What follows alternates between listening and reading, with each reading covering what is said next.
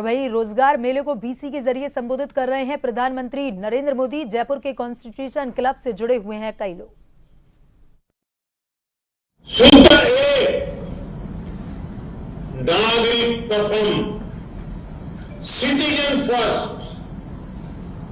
आपको देश के लोगों की सेवा का बहुत बड़ा मंच मिला है।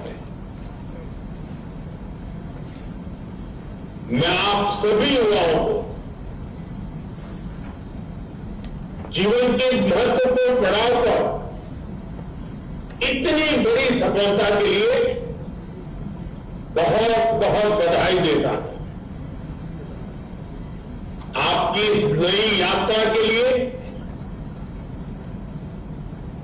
मेरी तरफ से आपको बहुत बहुत शुभकामनाएं हैं। साथियों, आज दुनिया मान रही है कि भारत के पास दो असीमित शक्तियां हैं।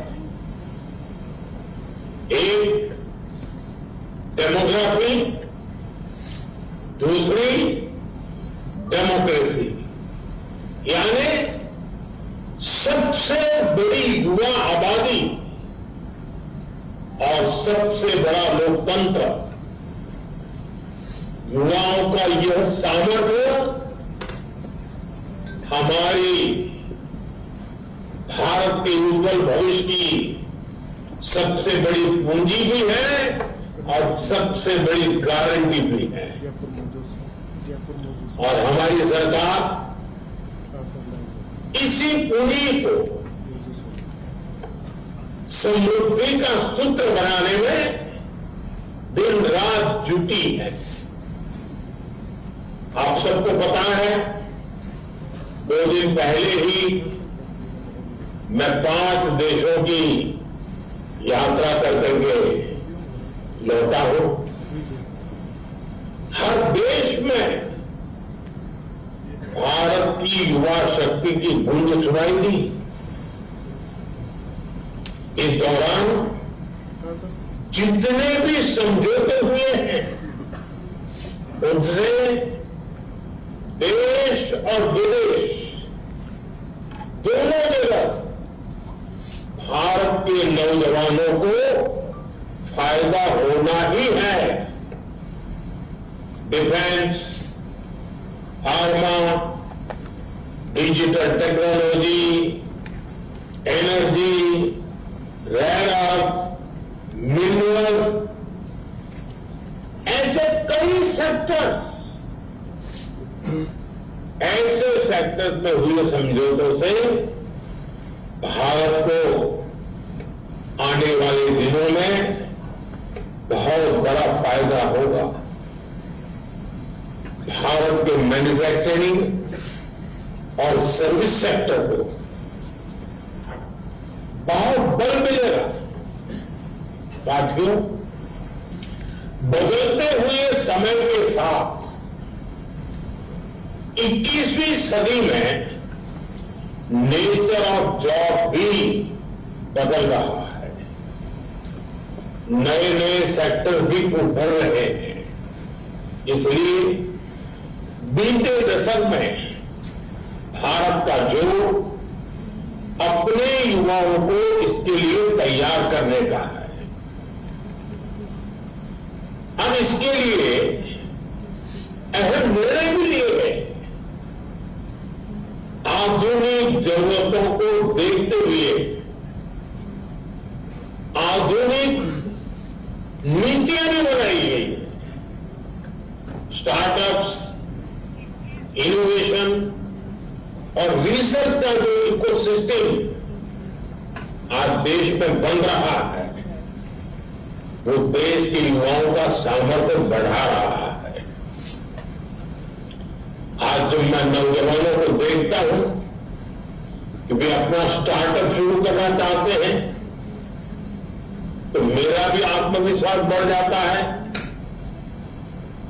और अभी हमारे डॉक्टर जितेंद्र सिंह जी ने स्टार्टअप के विषय में विस्तार से कुछ आंकड़े भी बताए आपको सामने। मुझे खुशी होती है कि मेरे देश का नौजवान बड़े विजन के साथ, तेज गति से, मक्कमता के साथ आगे बढ़ रहा है। वो कुछ नया करना चाहता है। साथियों, भारत सरकार का जो प्राइवेट सेक्टर में रोजगार के नए अवसरों के निर्माण पर भी है, हाल ही में सरकार ने एक नई स्कीम को मंजूरी दी है, एम्प्लॉयमेंट लिंक इंसेंटिव स्कीम। इस योजना के तहत सरकार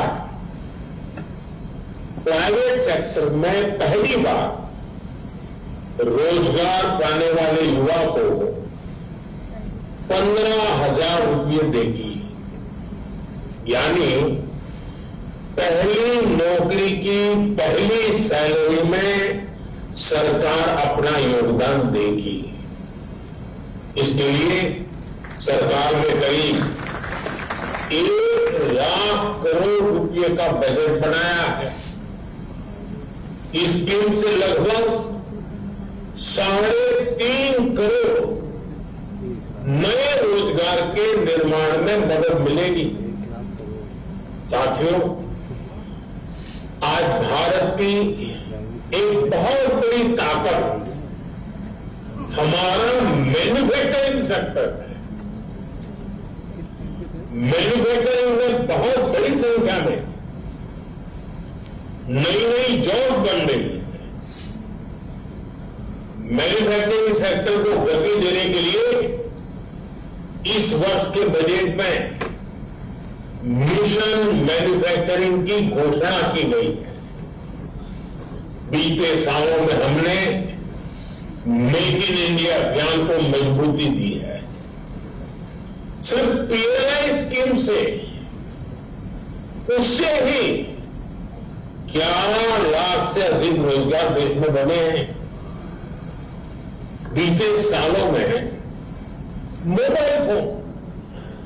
मोबाइल फोन और इलेक्ट्रॉनिक सेक्टर का अभूतपूर्व विस्तार हुआ है।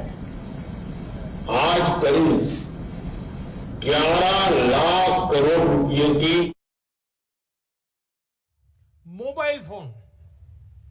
मोबाइल फोन और इलेक्ट्रॉनिक सेक्टर का अभूतपूर्व विस्तार हुआ है। आज करीब 11 लाख करोड़ रुपए की इलेक्ट्रॉनिक्स मैन्युफैक्चरिंग हो रही है। 11 लाख करोड़। इसमें भी बीते 11 साल में 5 गुना से भी अधिक वृद्धि हुई है। पहले देश में मोबाइल फोन मैन्युफैक्चरिंग की 2 या 4 यूनिट थी, सिर्फ 2 या 4। अब मोबाइल फोन मैन्युफैक्चरिंग से जुड़ी करीब 300 यूनिट्स भारत में है और इसमें लाखों युवा काम कर रहे हैं।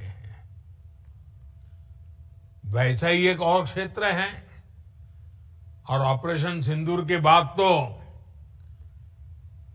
उसकी बहुत चर्चा भी है, बड़े गौरव से चर्चा हो रही है, और वो है डिफेंस मैन्युफैक्चरिंग। डिफेंस मैन्युफैक्चरिंग में भी भारत नए रिकॉर्ड्स बना रहा है। हमारा डिफेंस प्रोडक्शन 1.25 लाख करोड़ रुपए से ऊपर पहुंच चुका है। भारत ने एक और बड़ी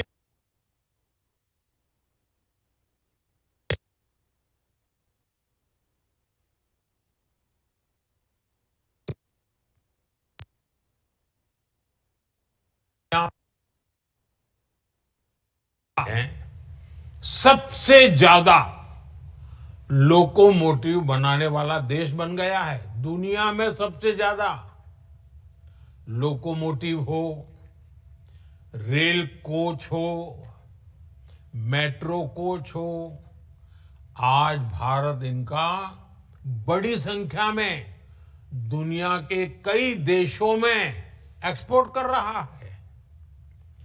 हमारा ऑटोमोबाइल सेक्टर भी अभूतपूर्व ग्रोथ कर रहा है।